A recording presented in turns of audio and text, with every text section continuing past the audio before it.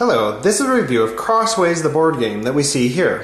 So it comes in a box that we saw here, and out of the box, of course, you get the board. You get 4 colors of pieces, so you can play with 2 to 4 players or teams. So you can play with 8 people, supposedly with teams.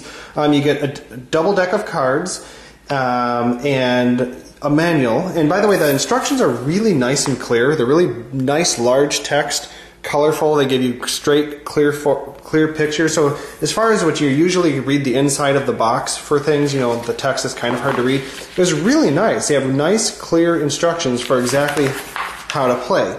So basically you're going to end up building to try to make a connection from one side of the board to the other. It could be from top to bottom, it could be from left to right. The whole point is you have to go horizontal or vertical in any snake that you want, just not diagonally. You can't cut diagonally, you're going to have to go around the corner instead of cutting over the corner. And there's a bunch of other customizations. They even suggest a number of optional rules that you could use to follow, but you can even take it well beyond that. So it's a fairly flexible game to do a whole lot of other different ways to make it more challenging or however that you want. So let's take a quicker look at the mechanics of the game as well. So you basically start out with dealing, if you're playing with normal individual people instead of teams, you do 5 cards apiece. So for example, I've handed out 5 cards to myself and 5 cards to the person across from me. Now I left this set up from a last game that I actually just finished playing with someone, just to give you an example. So this isn't literally the play cards that we had, it was the game that we had finished. But so it was just 2 people. It was yellow versus purple over there, and you can kind of see what happened. So in this case, I got lucky, I won. I'm the yellow that followed the path that you see over there. Purple almost got to me, except I built a nice little blockade here for them in the middle. So that's pretty much what stopped the person I was playing against from breaking around. I kept trying to block them. So you can actually play defensively, you can play aggressively. There's different ways to play. It comes down to sometimes the luck of the cards, but there's a little bit of strategy involved, but not too heavy.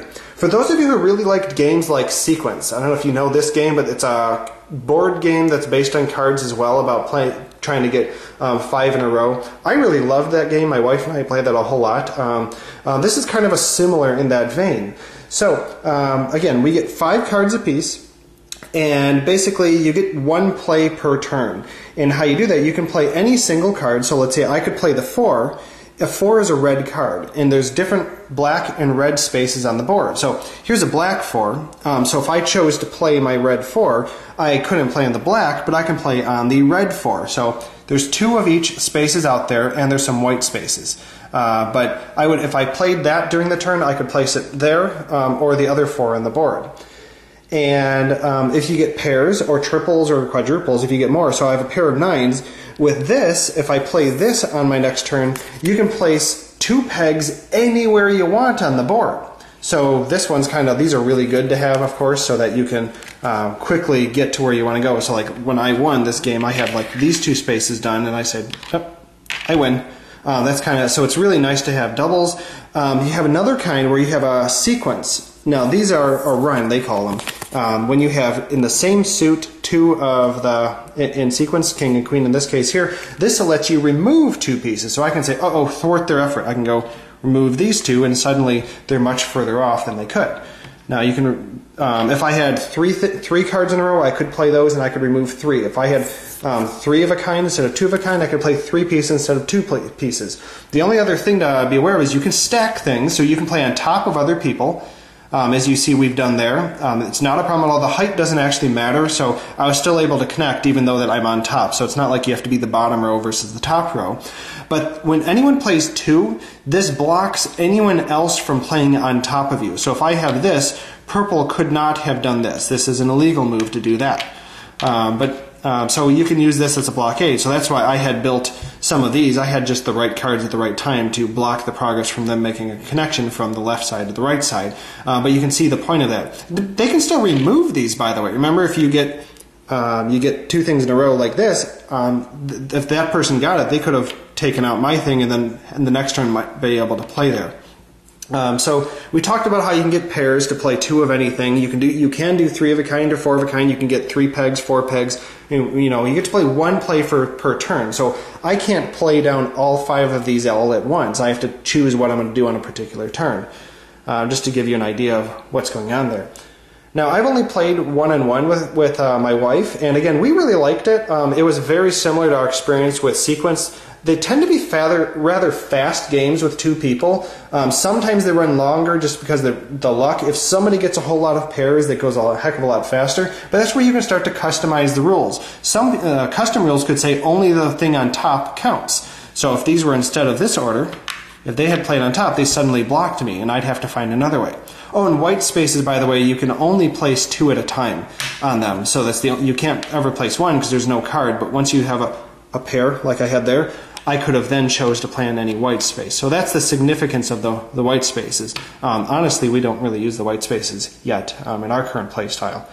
But they move pretty fast. There's not tons of strategy, but it's enough thinking that it's not completely randomness. But I think it's a fun, quick game to play. My wife and I like it. Let's run through a few hands so that you get an idea. So I've dealt myself 5 cards that we see here. So we look at what I got here, and I could say, well, gee, let's say I decide I want to play the 4. So I'm going to discard. You discard 1 play at a time. I'm going to play in the black 4, because let's say I'm going to decide I'm going to try to go that way across the board. And then I take 1 new card at the time, and here we go here. And I say, oh, great. Now the other person would get their turn. So let's say they went and they just drew that card and happened to go there. Just to give an example, I happen to draw a 10 and I go, oh, great, that's right in line where I'm trying to go. So I'm going to discard that. I'm going to place that there. I'm going to draw another card because my turn is over.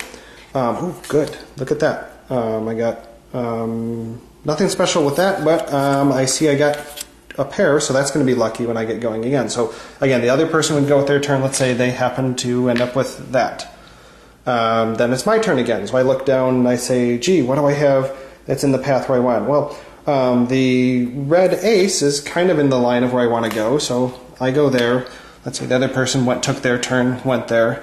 And then now I say, now it's time, I'm going to use my pair. So I have the 2 5s that we see here, and I'm going to discard those. And remember, I can place 2 pegs now. So where do we want to place them? So I'm probably going to want to help move myself forward so I can start moving that way across the board. Now remember, you don't have to go from this side to that side. You can go from this side to that side, and you don't even have to decide when you start. I can start over here, and maybe I ended up connecting here. Now I can go this way or that way. It's any which way you want. Remember, I could have decided I want to put the 2 on that space there with the 2, and then you draw 2 cards for the 2 that I had just done. And now, let's see, ooh, great, I drew a king, so that's another double that I'll do, but it's the other person's turn. So let's say they got an 8. They might choose to play on top of me for any reason. Again, we're not playing with the custom rules that says only top person counts, so even I still have my space there. So I'm going to play my 2 kings. That lets me play 2 again. And let's say I'm going to go here, and I'm going to go here. I'm starting to build kind of like a straight line. Now it's their turn. Let's say they go, and they play a remove card. They can remove 2 pieces, so they can go ahead and thwart me just like that. Moving along again, I go down here, and I go, oh great, I got a pair of 7s. I'm going to play my two 7s. Let's me play 2 pieces again. So moving along.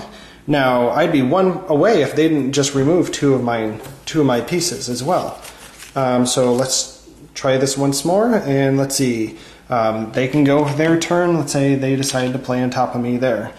But you get the gist, I think, as we go here. I could keep playing, but the whole idea is you can see we're just picking up a few cards and doing runs, single cards, or pairs, or more cards of them if needed. Thanks for watching the review.